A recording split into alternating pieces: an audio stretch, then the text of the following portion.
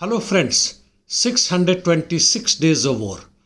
My YouTube channel is still under suspension due to my talk on anti-American imperialism and Zionist regime.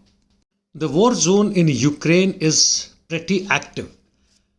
In southern front, Kherson, heavy fight is on in Krinky, left bank of Dnieper River. Ukrainian army has moved southern forest belt and strengthened and expanded its bridgehead here. Ukrainians' bridgehead has spread into populated area and thus freedom of movement for the Russian army to use artillery and UAV is restricted. On Zaporizhia front, Russian army retook some of the heights northwest of Verbov, while Ukrainians carried out counterattacks towards Kopani and Novoprokhopovka. It must be noted that this ping-pong is continuing since many weeks. On Avdiivka salient, no significant changes. Positional battle is taking place. In north from Kupiansk to Swatovo and Crimea line, positional battle has taken place.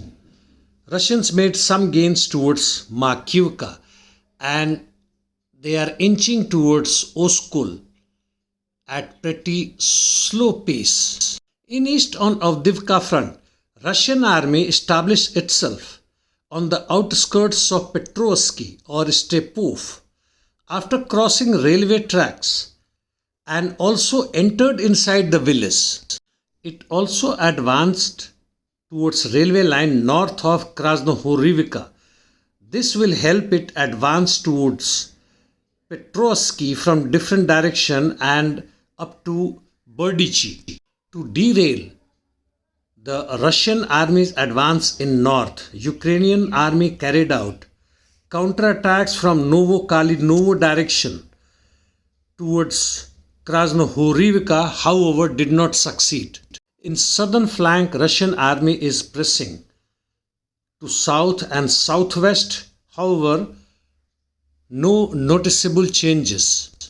On Bakhmut front, Russian army carried out counterattacks on Klishivka and pushed Ukrainians out of the railways and outskirts. Ukrainian army has left Avdiivka in toto. In northern side, Russians have made gains again on Bakhmut. Ukrainian army launched combined attacks on Crimea with 2 drones, 1 anti-ship missile and 4 unmanned boats. The missile they claim to have hit 2 small Russian ships and caused some damage. Russians hit many targets in Odisha as well as in Kiev, causing huge explosions. To sum up Russian-Ukrainian war, it must be noted that the autumn operation has come to an end and winter operation has started. On Bakhmut front, Russians have initiative who have pushed Ukrainians out of Klishivka railway and Avdiivka. In Avdiivka, Russians are maintaining their initiative while Ukrainians' counterattacks near Krasnohorivka failed with losses. Fight continues in Marinka, while Zaporizhia there seems to be a temporary stalemate.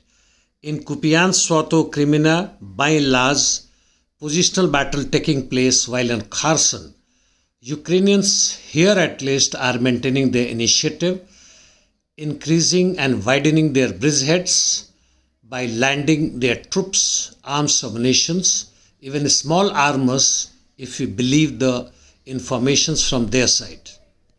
A brief on Palestinian-Israel war.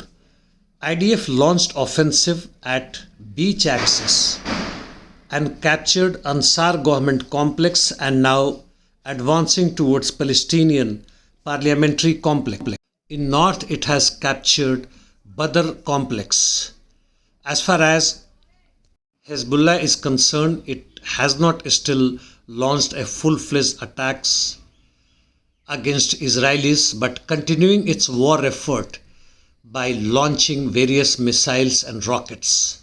In social media, a picture is almost viral showing NATO's F-35A fighter plane with two B-61-12 nuclear bombs. What are they wanting? Russians captured a female POW who said she was pregnant. It is really shocking. By the way, it seems more women soldiers are surrendering to Russians rather joining the war. Putin's visit to Kazakhstan has ended up with more contracts with Kazakh government on its natural resources and other import-export business.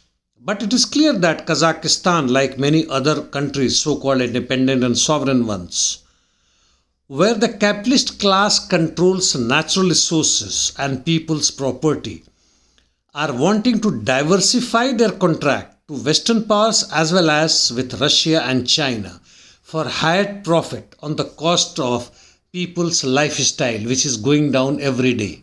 In Moldova, NATO troops and military equipments are pouring in at the close heels of the present election. From Africa, Sudan's rebels, that is RRF, has advanced and secured position in central Khartoum and Darfur regions.